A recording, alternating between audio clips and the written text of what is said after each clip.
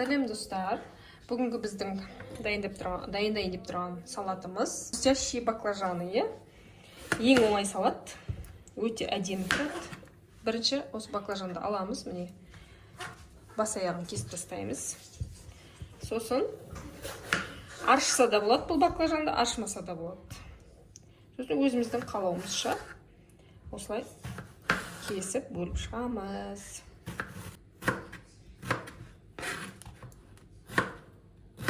Қатты ұсақтамау керек. Енді осылай турап алған баклажанымызды ыдысқа салып, тұзды суды құямыз үстіне. Яғни қажетімізше тұзымызды салып, және су құямыз. Сәл-пәл ұстаймыз. Қажетінше тұзымызды салып, суға батырып қоямыз. 10-15 минутқа баклажанымызды тұзды суда ұстаймыз осылай. Біздің тұзды суда тұрған баклажандарымызды алып, құрғақ салфеткаға қойып, дымқылдығын алып кішкене кептіреміз. Міне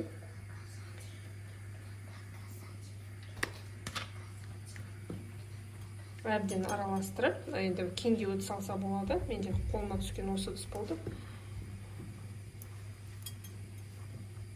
Енді біз әбден крахмалға түскен баклажандарымызды қуырып аламыз.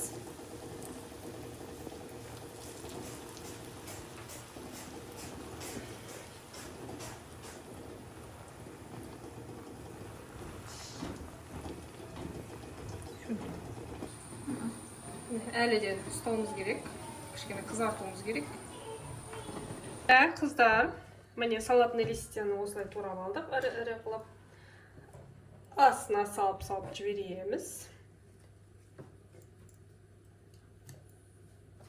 Енді бізде келесі помидоры. Помидор тоже ірілеу қылып тураймыз. Оны бөлек ыдысқа сұйық маймен сәл-сәл араластырып аламыз. Кішкентай тұз себейік, дәмін келтіру үшін помидорымыздың.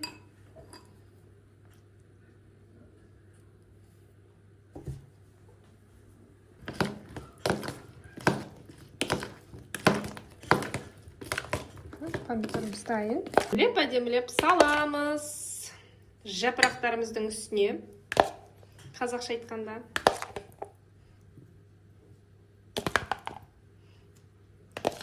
Енді біз мына фитакса сырын пайдаланамыз. Бұл салатқа. Әдемілеп осылай.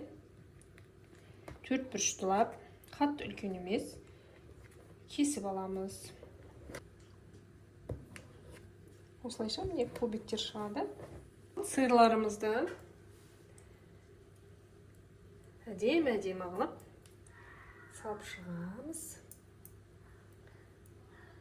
Бұл енді қатты тойымды салат деуге келмейді. Бір бешбармақты жеп алып, тоқ басып отқанда жейтін салаттардың бірі болады. Ендігі мәселе осы баклажандарда. Баклажандарымызды әдемілеп үстіне жинаймыз. Бізде мынадай бальзамический соус. Соны пайдаланамыз. Оқырмандар, міне біздің әдемі салатымыз дайын болды. Егер менің видеом ұнап жатса, мені арнама тіркелуді ұмытпаңыздар. Лайк басып, комментарий тастасаңыздар, әрине рецепттердің түрі шығып тұратын болады.